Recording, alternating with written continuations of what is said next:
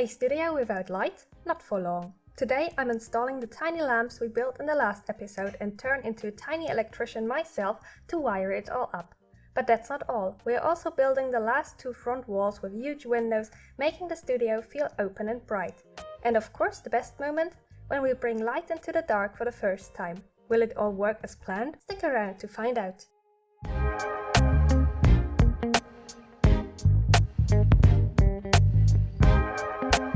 Here we have our big lights from last episode.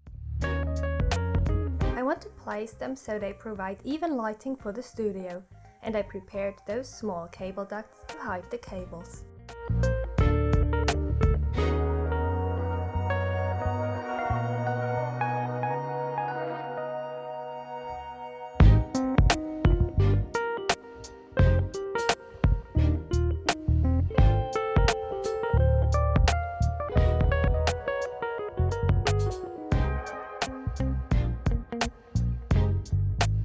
And like this, the first two lamps are ready to be installed. Okay, now I'll fast forward through all my struggles gluing those lamps to the ceiling.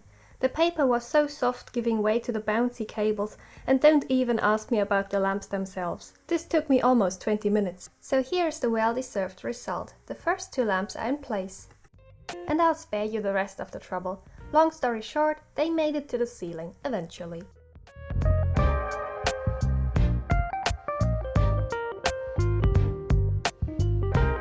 We'll take care of all those cables later. Oh, and I almost forgot to show you, I placed a little light switch here. Now we focus on making the two missing walls.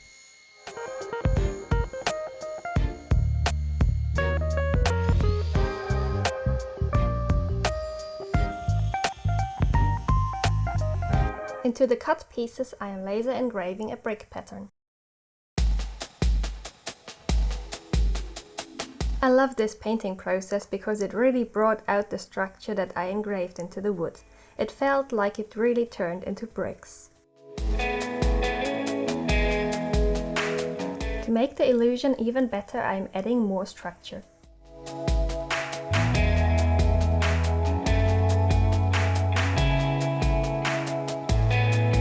With the roof glued in place, it looks like this now.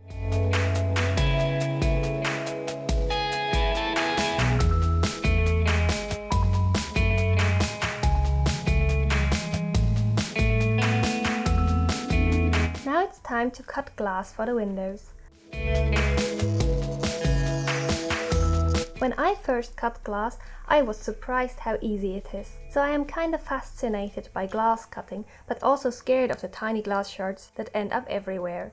Anyway, I will always be using real glass for my miniatures because it is much clearer than acrylic glass and also very scratch proof.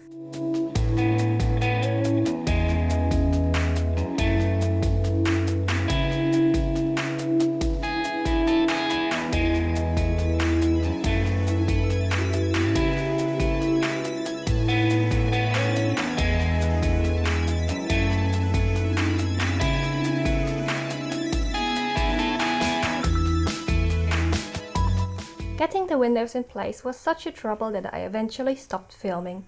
I think the problem were the windowsills. I tested before painting them, and I'm afraid the paint was the crucial factor I didn't count on. But here they are, finally.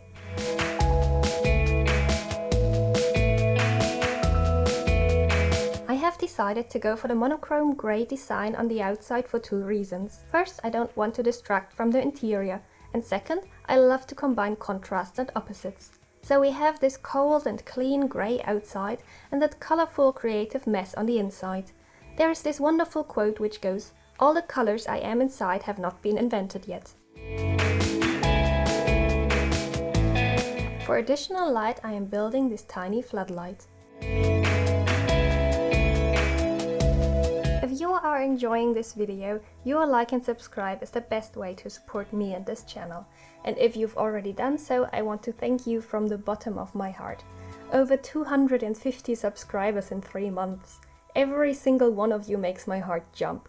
And thank you for your lovely comments. You are really amazing.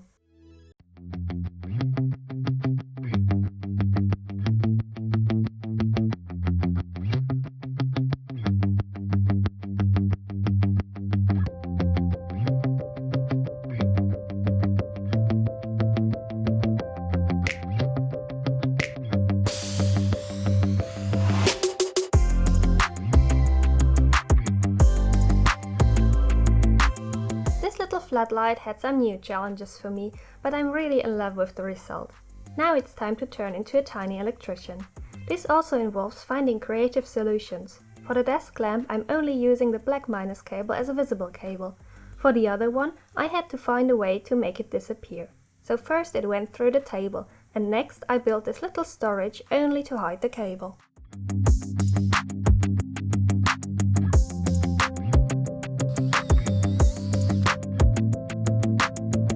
For the black cable, I built a teeny tiny extension lead.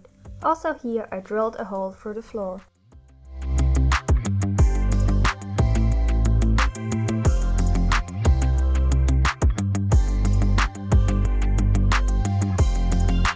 Now on to installing this little beauty.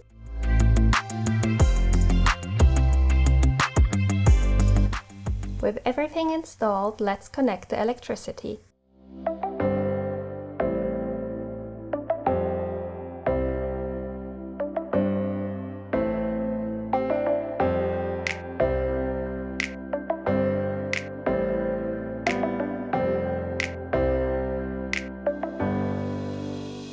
I have modified 2 of those mini laundry clips to connect the cables that come from the top.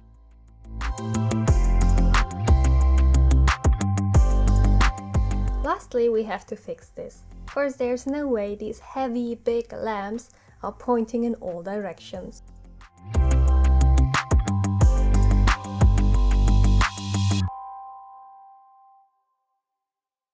I almost forgot to show you this little folder.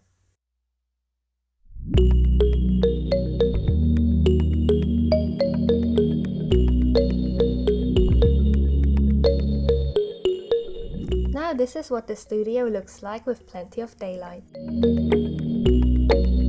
To be ready for the dark, we have to connect the cables. Let's hope all lamps will work. Seeing this tiny studio all lit up on camera is amazing, but honestly the video just doesn't do it justice. I wish I could show you in real life. In the next episode we'll add the finishing touches and build a cozy sofa to complete the space. Got ideas for my next project? Let me know in the comments, and if there's something from the studio you'd love a tutorial on, I'll be making one soon. So tell me what you'd like to see. If you enjoyed this, don't forget to like and subscribe. See you next time!